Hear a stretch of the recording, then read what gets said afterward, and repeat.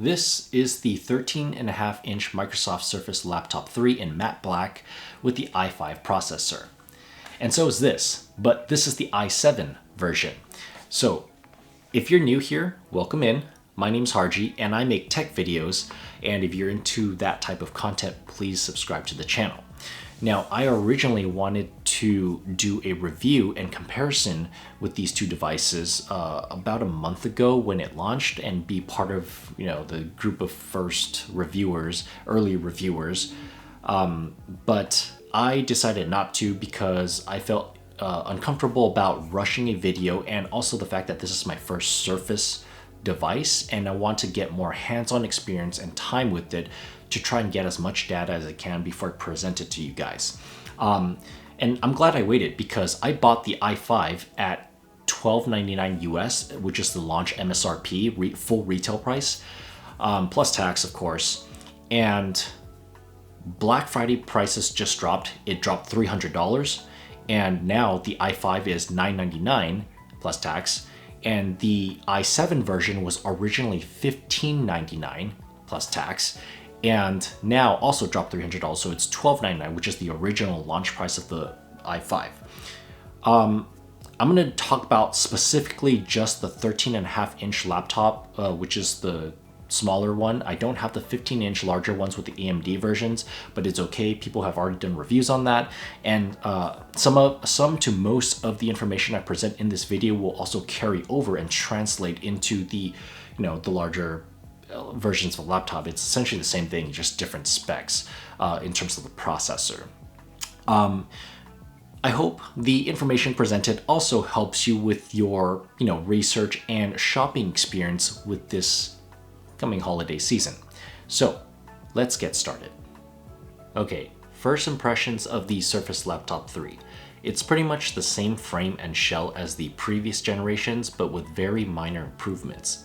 I was told that the hinge for opening the laptop is better than the previous generation model, but because I've never owned and had any extensive experience using the Surface Laptop 2, I can't really verify that.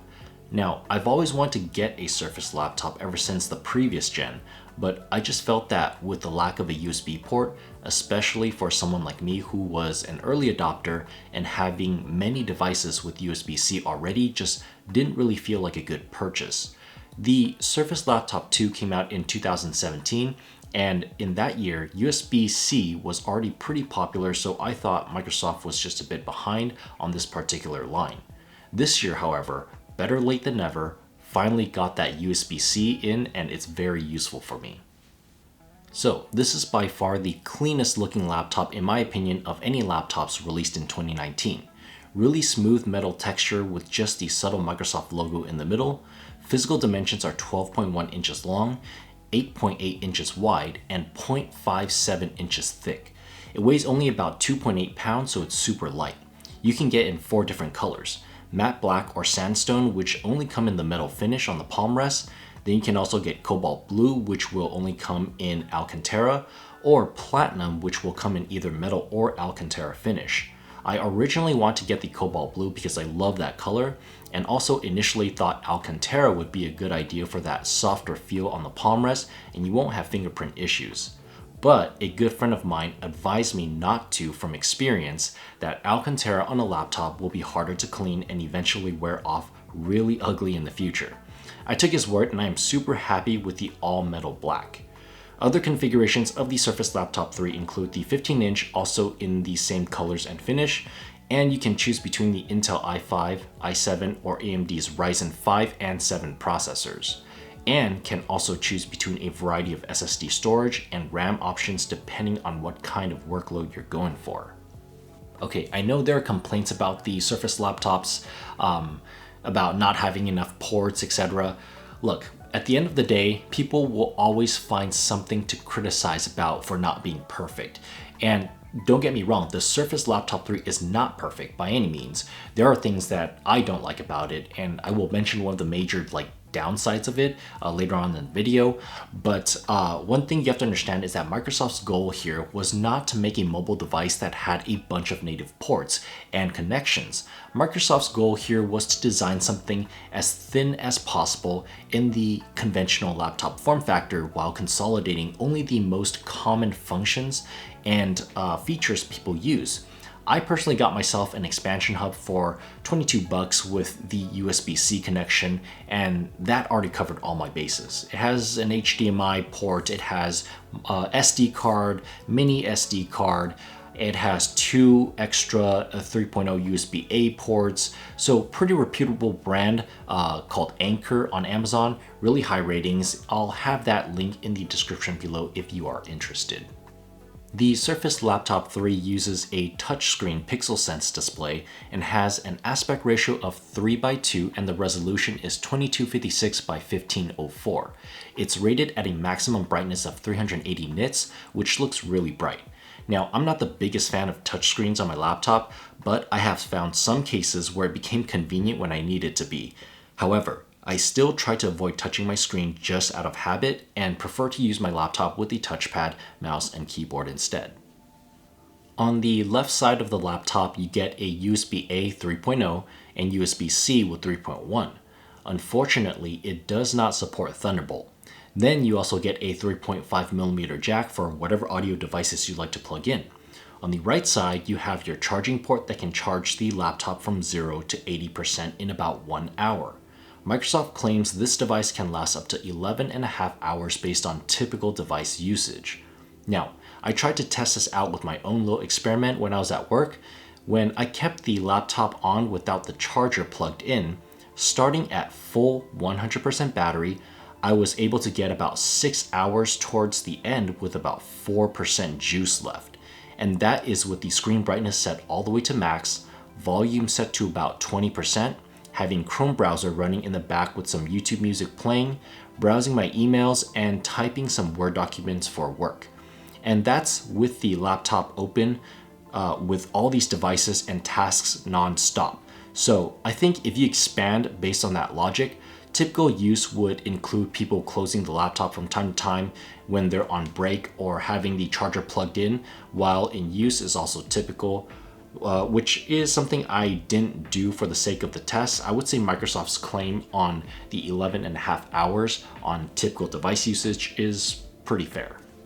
The keyboard is overall a pretty quiet and soft typing experience, which I really do enjoy. You get a travel distance of about 1.3mm, which is shorter than the 1.5mm on the previous gen Surface Laptop 2. The keyboard itself can be backlit with 3 levels of brightness by pressing the lighting function, which is designated by F1. The trackpad is about 5¼ inches diagonal and is 20% larger than the previous generation models. It's got a real satisfying and responsive click to it as well. On the back side of the laptop, you do have the vents to shoot out all that hot air and works quite well. When I use this laptop on my lap, I do notice it getting a bit warm, as do all laptops, but it's definitely not hot or alarming at all. Here's a quick sound test of the keyboard and the trackpad.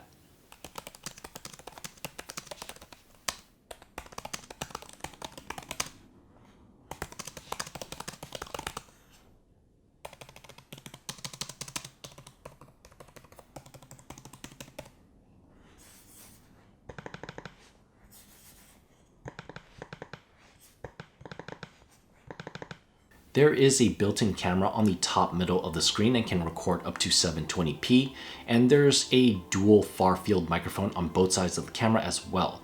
As for the internal specs, here's a chart I put together, so let's talk about that. Okay, so Intel's Ice Lake 10nm mobile processors are the latest 10th gen CPUs. On paper, if you're just going by sheer numbers, of course the i7 is better than the i5, but at what price does it justify that before you start seeing diminishing returns? Looking at the specs, both are 4 cores and 8 threads, they draw the same power.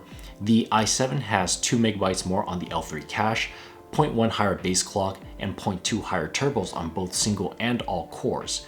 Now, from personal experience of using both of these for about a month, I can tell you that the extra $300 that you're paying for the i7, at least from my experience, I didn't really notice a huge difference. Like if I were to start up the laptop like on boot speed, the i7 would get about maybe a second faster at most.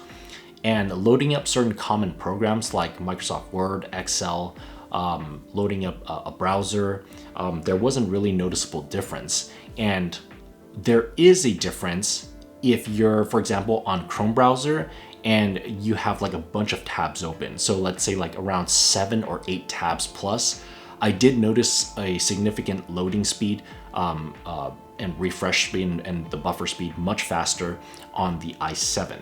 So that's pretty much it. Now, if you're watching this video, like if you were on Google or YouTube search engine and you typed in Microsoft Surface Laptop 3 review, chances are you're probably not in the market for a gaming laptop. You're probably not a gamer because this laptop, even though it can run some titles, it's still not going to do as good of a job as a full gaming laptop. You know, if you want a gaming laptop, I would point you in the direction of like say MSI or Asus or Acer Predator or Alienware, Lenovo Legion, things like that. They're much thicker. They have more room to incorporate a better cooling solution. They have dedicated GPUs. They have less throttling, no bottlenecking. They have high refresh rates on the displays. And it's just overall a better thermal performance as well. So it's just a lot better in that way. So the Microsoft Surface 3, even though it can run some games, it wasn't meant for that. This is more for people who have like, who are looking for a more attractive, professional, clean, minimal looking mobile device that they can do work and productivity on. So this, by that standard, absolutely delivers. Okay, let's talk about the one really annoying feature that's been plaguing every single Surface device user, and it's been consistent throughout all the generations and all the models, even up to this one. And there's no way to turn it off, and it's called the adaptive brightness feature. What it is that if you are, let's say, switching between windows, like you're looking at a website that's like really dark page, and then you switch over, let's say, to a Word document that's all white. Going from black to white like really quickly forces the Surface device to dim down your screen automatically for about 30 seconds or more. And you have to wait for it to dim back up. You can't manually like make it bright again. So it's a really annoying feature, and I think Microsoft, if you're watching this, please give us the option to turn that off in the graphic settings or video or you know, display settings, something like that.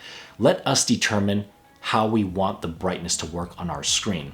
And you know, this can be very intrusive to some people's line of work. For example, photo editing or like color grading. Like someone's in the middle of work and all of a sudden the screen just dims down, like messes up their color accuracy and everything. Like that's not good.